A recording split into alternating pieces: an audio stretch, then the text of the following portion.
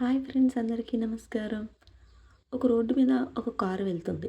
కారులో భార్య, భర్త, వాళ్ళకొక 20 ఏళ్ల కొడుకు ఉన్నాడు. కొంచెం దూరం వెళ్ళేసరికి ఒక యంగ్ కపుల్ వాళ్ళని లిఫ్ట్ అడిగారు. వాళ్ళు లిఫ్ట్ ఇచ్చారు.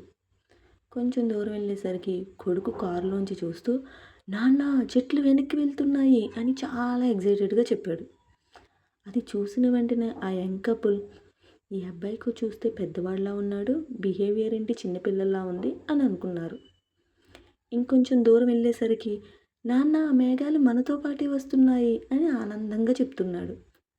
వాళ్ళు వెంటనే, సార్ మీ అబ్బాయి చూస్తే పెద్దవాడిలా ఉన్నాడు, బిహేవియర్ ఏంటండి చిన్నపిల్లల్లా ఉంది, ఒకసారి డాక్టర్ని కలవచ్చు కదా అని ఒక సలహా ఇచ్చారు.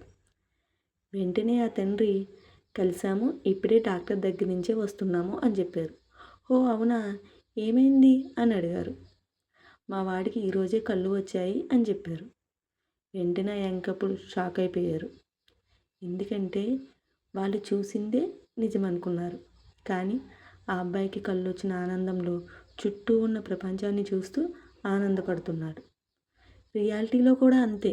మన చుట్టూ ఉన్న వాళ్ళకి మనమేంటో పూర్తిగా తెలియదు. కానీ వాళ్ళు చూసిందే నిజం అనుకుని మన క్యారెక్టర్ని డిసైడ్ చేసేస్తారు. సో అలాంటి వాళ్ళ మాటలకి బాధపడే కన్నా వాళ్ళకి దూరంగా ఉండడం మంచిది. మనకున్న చిన్న ప్రపంచంలో మనతో మనం హ్యాపీగా ఉంటే మనసు చాలా ప్రశాంతంగా ఉంటుంది. అనవసరమైన విషయాలను ఆలోచిస్తూ లేనిపోని అహంకారానికి పోతే మనసు ఎప్పుడూ ఆందోళనకరంగానే ఉంటుంది.